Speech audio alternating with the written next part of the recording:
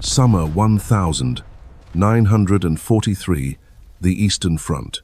Here, steel giants clashed in a maelstrom of fire and fury, rewriting history. For Nazi Germany, this was a desperate gamble.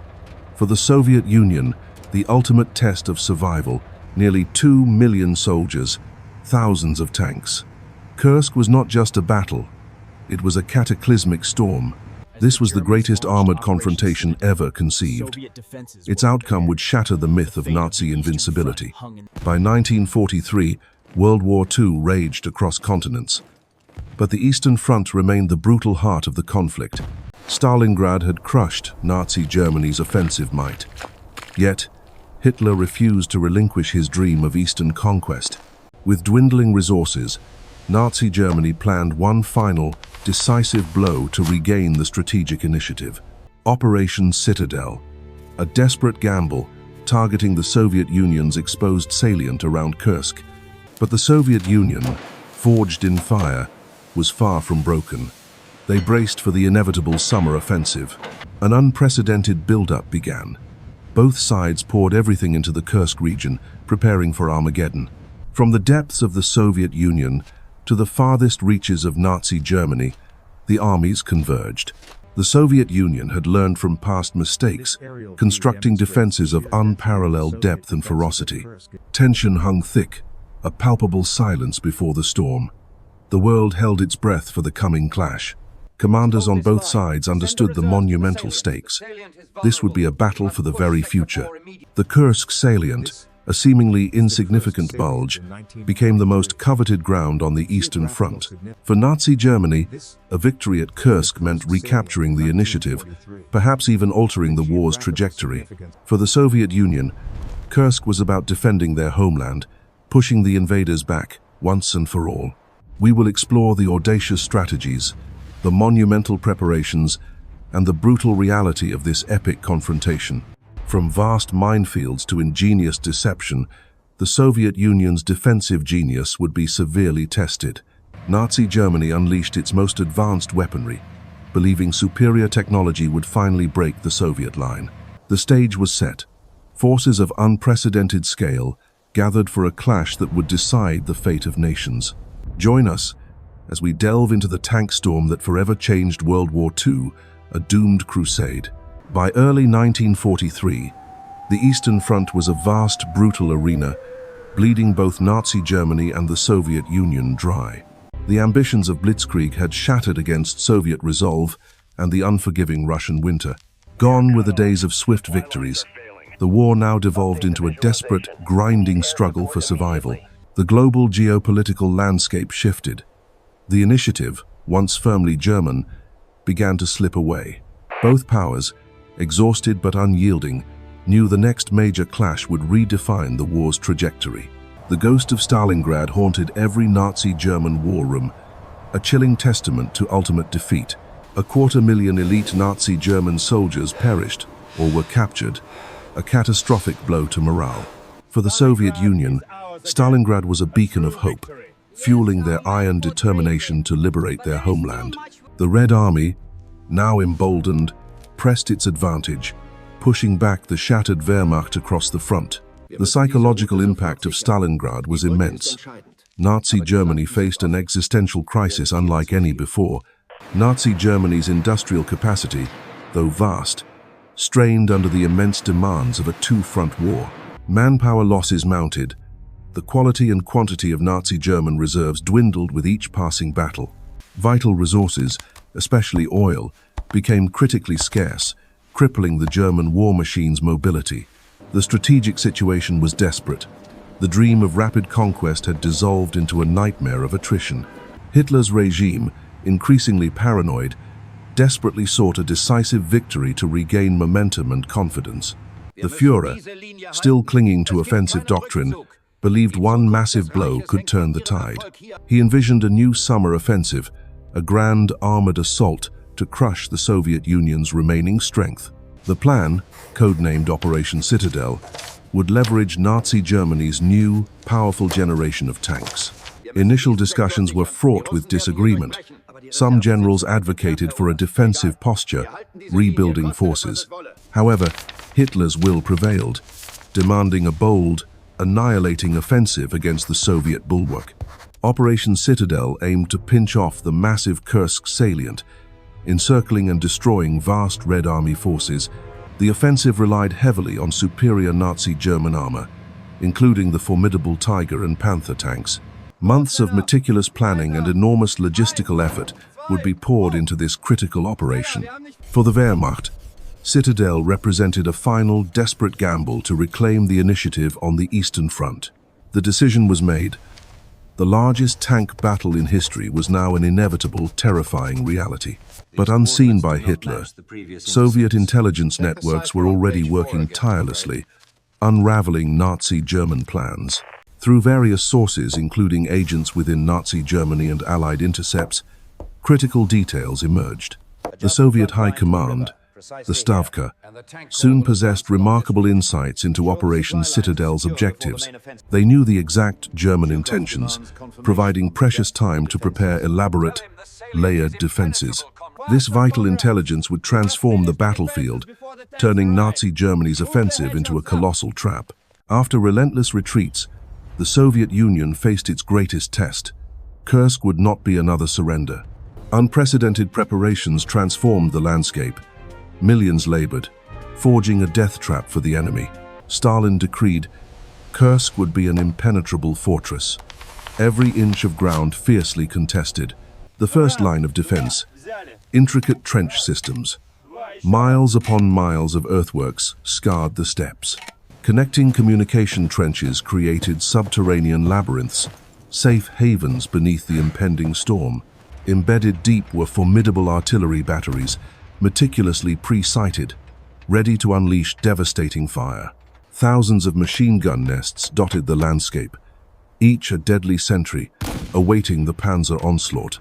Not one, but 8 concentric defensive belts stretched for hundreds of kilometers. A layered inferno. Defenses ran an astonishing 150 to 300 kilometers deep. A monumental obstacle no army had ever conceived.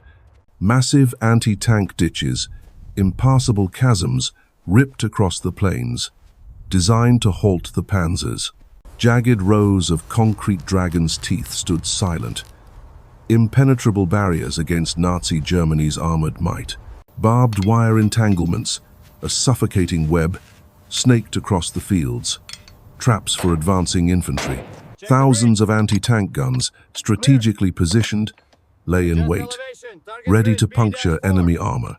Exhausted but relentless, engineer battalions toiled day and night, crafting an ironclad response. Every obstacle worked in concert, a brutal symphony of steel and earth against the invaders. Beneath the innocent topsoil lay a silent, invisible enemy, the vast minefields of Kursk. Up to 5,000 mines per square kilometer, a staggering density unlike any seen before. Dedicated mine-laying teams worked tirelessly, planting millions of devices, each a deadly surprise. Anti-tank minefields stretched for kilometers, designed to cripple the Panzer Division's advance. Anti-personnel mines, often hidden among anti-tank traps, awaited unsuspecting infantry. A brutal duality. The sheer scale of minefields created crippling fear. Every step a gamble, every advance agonizing. Yet, defense alone was not enough. The Soviet Union employed a masterstroke, Prokhorovka, strategic deception. Extensive camouflage efforts hid vital positions, making thousands of weapons disappear from enemy sight. Elaborate dummy positions and fake airfields fooled Nazi Germany's reconnaissance, misleading their intelligence. Strict radio silence and deceptive transmissions further confounded the enemy. Secrecy was paramount.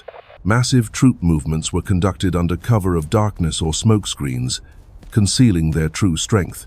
Every effort aimed to mislead Nazi Germany's intelligence, distorting their perception of Soviet strength. The objective: to nullify Nazi Germany's armored spearhead, to break the back of their elite divisions.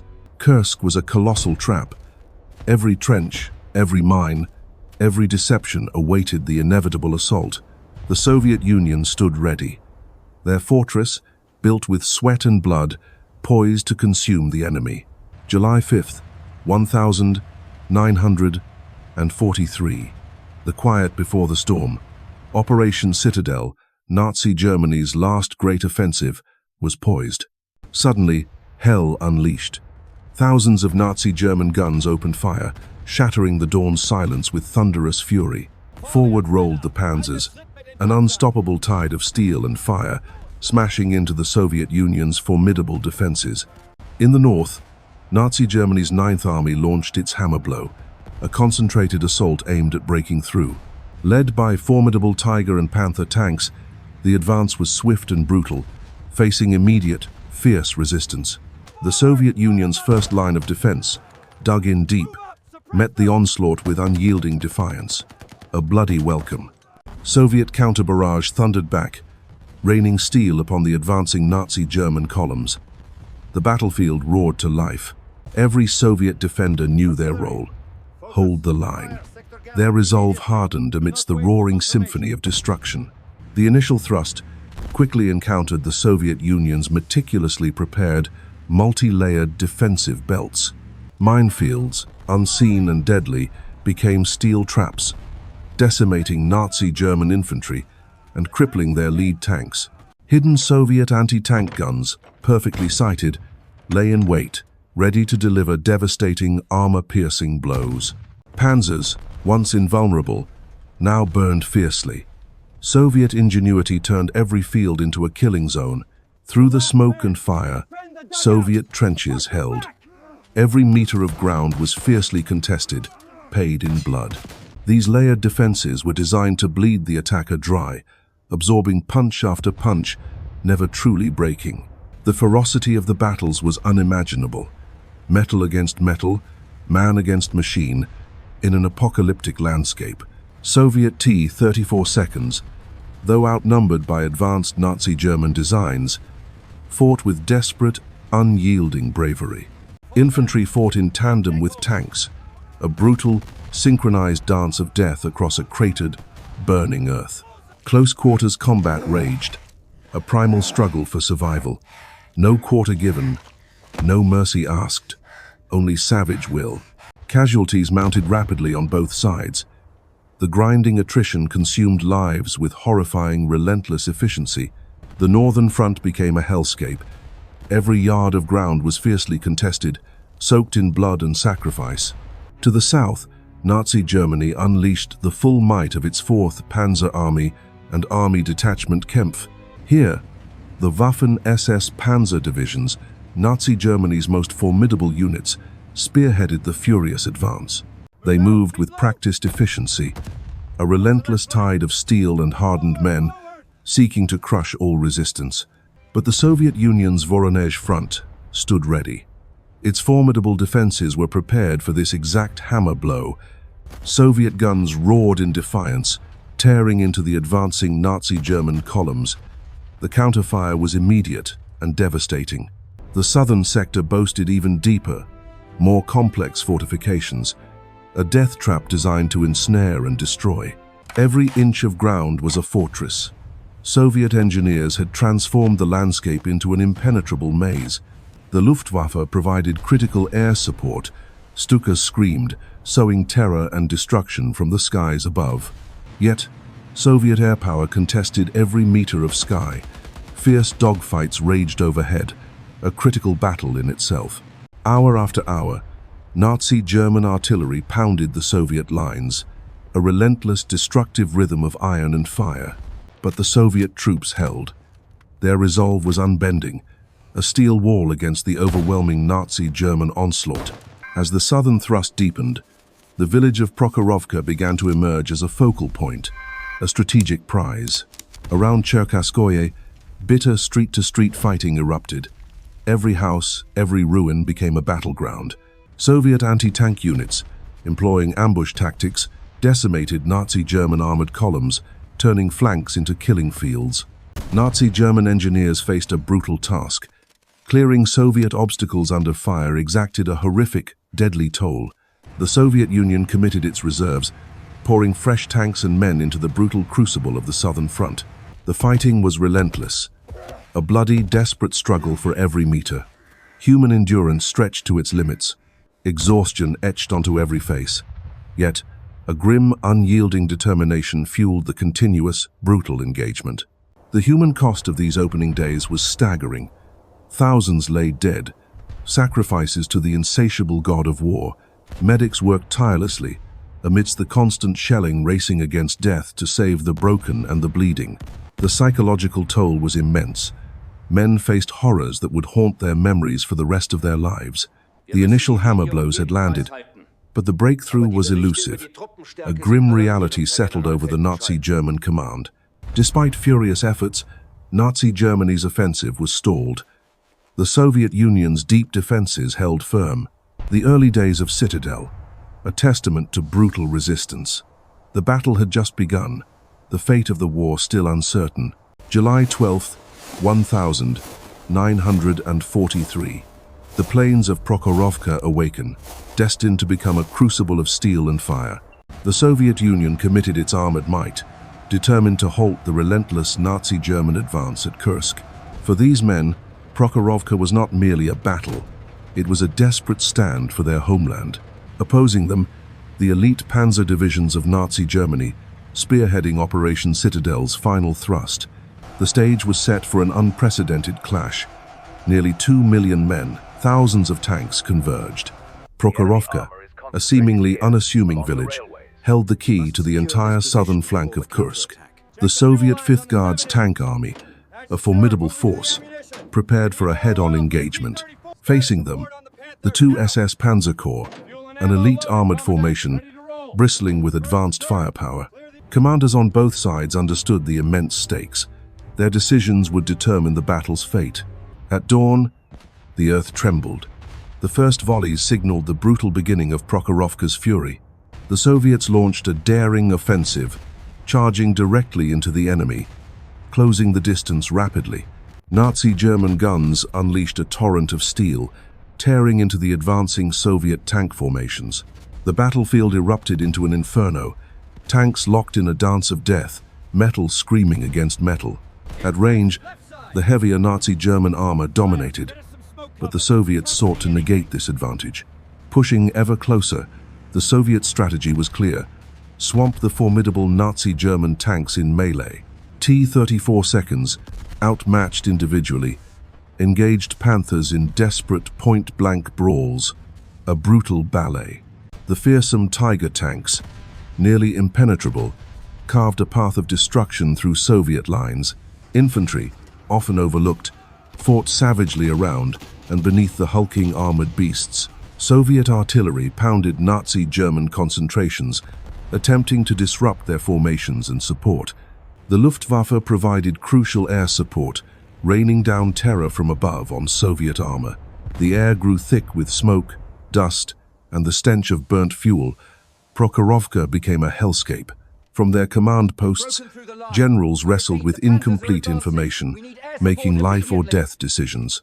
Tactical adjustments were made on the fly. A desperate chess match played out with flesh and steel. Inside the steel cocoons, men endured unimaginable stress, their lives hanging by a thread. Desperation fueled the fight. Each soldier, each tank crew, fought for survival and victory. Burning wreckage, a testament to the battle's ferocity, dotted the scorched, unforgiving landscape. Beneath the constant roar, the ground itself vibrated with the immense destructive power unleashed. Smaller, faster T-70 seconds, though lightly armored, exploited the close-range chaos, striking vulnerable points. Veteran PZ KPFW, IV crews, disciplined and deadly, exacted a heavy toll on the Soviet attackers. Throughout the day, Nazi Germany sought to break through, to seize the critical ground at Prokhorovka, but the Soviet Union responded with fierce counterattacks, refusing to yield an inch of territory. The largest tank battle in history unfolded, a cataclysm of destruction unparalleled in warfare. Communications fractured, leading to confusion and isolated pockets of desperate, independent fighting. Amidst the chaos, brave medics risked everything, tending to the wounded, a grim, constant struggle. The cost was astronomical, thousands of lives on both sides extinguished in a single day. As the hours wore on, exhaustion set in. Yet the will to fight remained unbroken. Bravery and sacrifice, not confined to one side, defined this brutal, unyielding struggle for supremacy. By late afternoon, the intensity waned. The tide of the battle, imperceptibly, had begun to turn. Nazi Germany, unable to achieve its decisive breakthrough, began to pull back, regrouping. The Soviet Union, though suffering immense losses, had held its line, preventing encirclement. As night fell, a grim silence descended. The battlefield was a graveyard of twisted metal. The losses were staggering.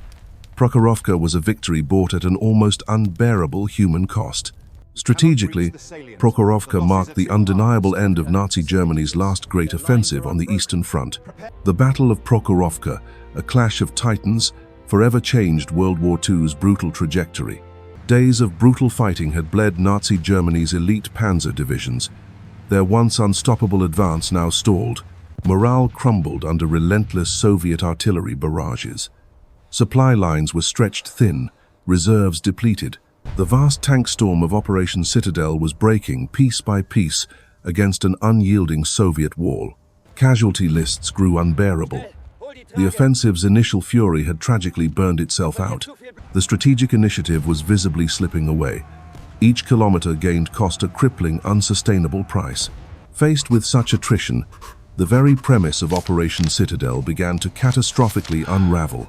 Meanwhile, the Soviet defense, battered but unbowed, showed no signs of breaking. Their resolve hardened. Their sacrifice held the line, preparing for the inevitable thunderous counterstrike from the Soviet Union.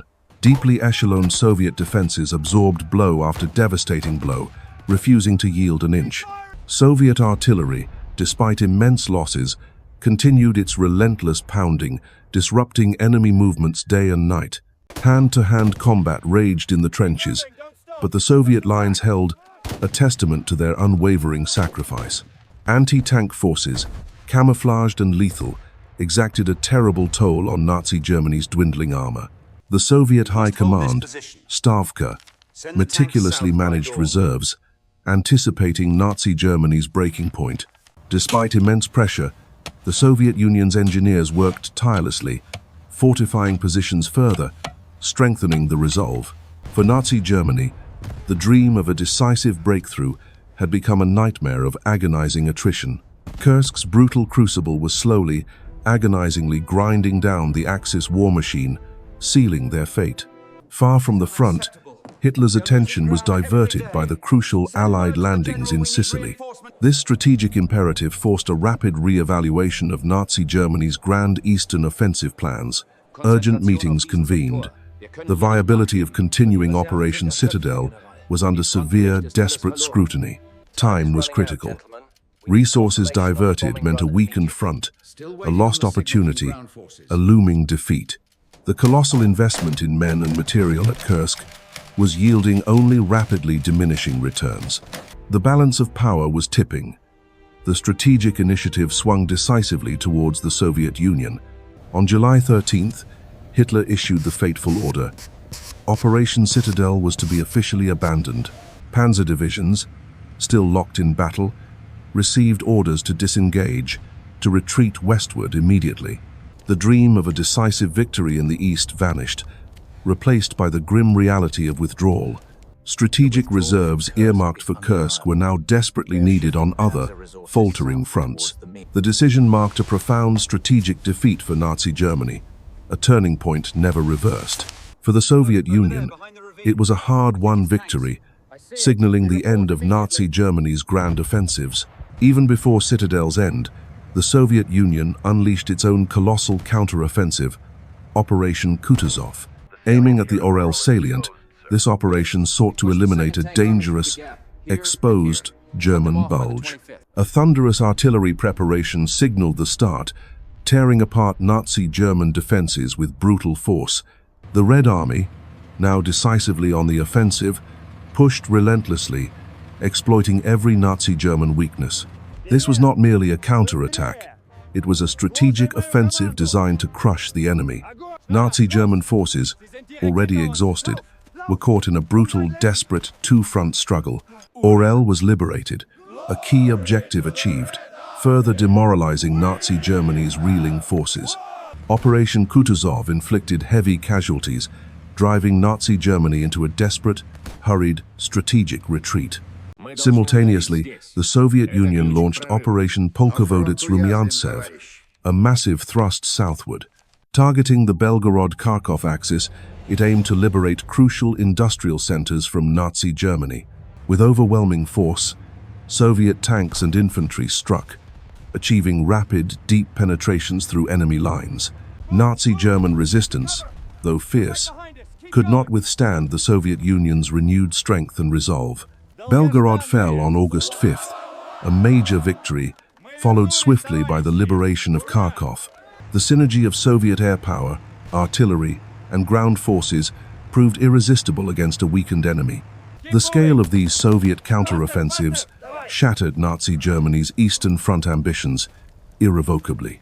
Kursk marked the true turning tide, securing the strategic initiative for the Soviet Union for good. The smoke cleared, revealing a landscape of unparalleled devastation. Kursk had become a graveyard for Nazi Germany's ambitions. The mechanical beasts of Nazi Germany lay broken. Their once feared might now reduce to twisted, silent metal husks. Retreat was the only option. The battle-hardened veterans of the Wehrmacht were now just weary survivors, their spirit broken. A moonscape of craters and shattered equipment stretched endlessly. The cost of Operation Citadel had been truly staggering. The horrifying truth began to sink in. Kursk was not just a defeat, it was a wound from which Nazi Germany would never recover. Elite Panther tanks, once symbols of Nazi Germany's cutting edge, now lay abandoned, their tactical superiority irrelevant. Even the mighty Tigers proved vulnerable. Soviet anti-tank prowess had shattered the illusion of invincibility at Kursk. Nazi Germany's industrial might could not keep pace. Losses far outstripped production, creating an unfillable void. Not just tanks, but the entire armored ecosystem suffered irreparable damage. Logistics and support systems lay crippled. Many valuable tanks were simply too damaged to recover or repair. These were permanent losses, a drain on precious resources. The scale of armored destruction was unprecedented. Thousands of Nazi Germany's finest tanks were utterly annihilated forever. With the tanks went their elite crews. Years of training and invaluable combat experience vanished in a single, devastating battle. The core of Nazi Germany's land army, its armored divisions, were hollowed out, their offensive punch irrevocably crippled. The devastating numerical decline meant strategic options evaporated.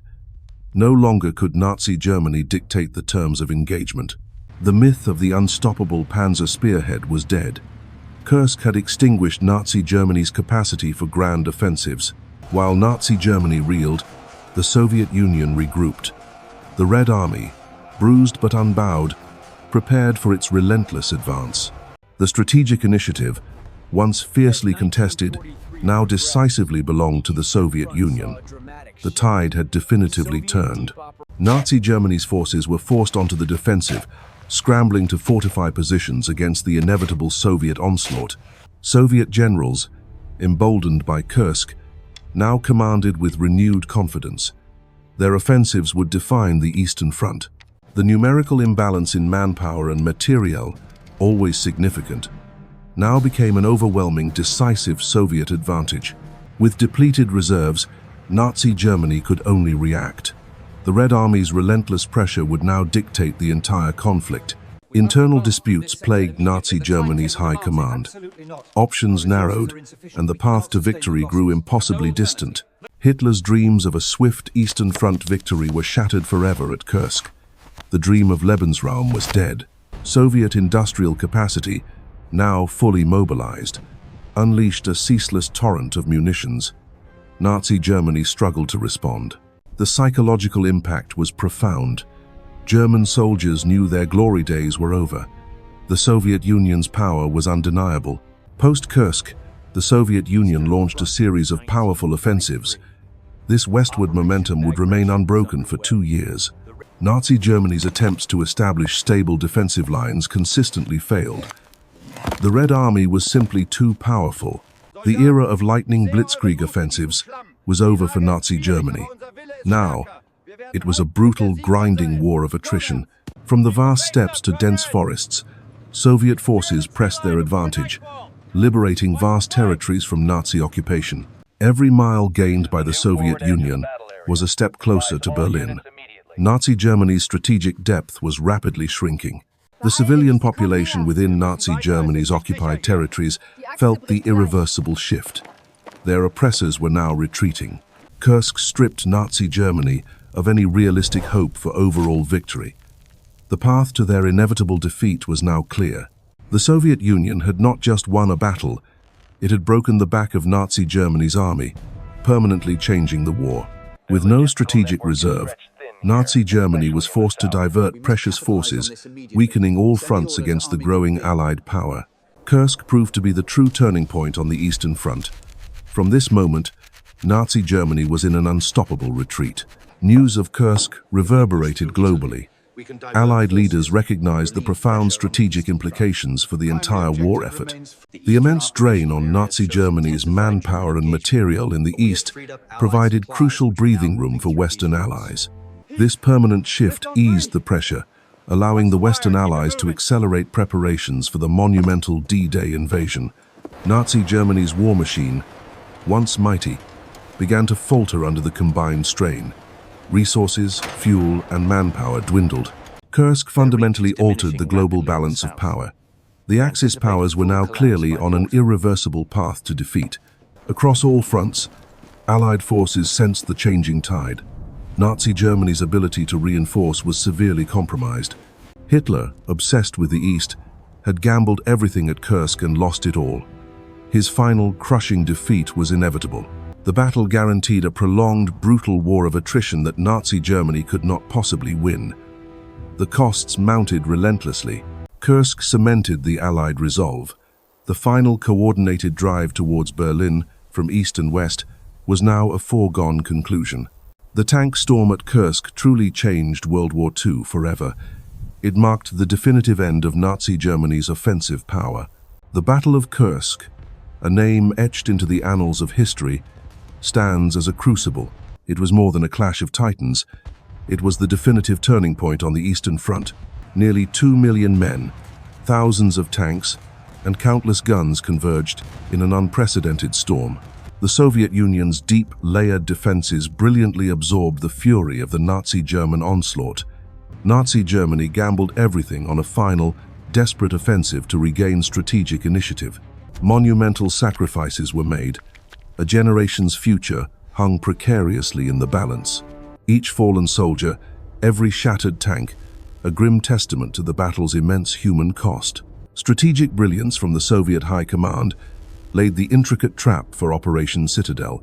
Deception and superior intelligence allowed the Soviet Union to anticipate Nazi German every move. The sheer human endurance of the frontline soldiers was pushed beyond all imaginable limits. Beyond the front, an entire nation endured, sustaining the monumental war effort with unwavering resolve.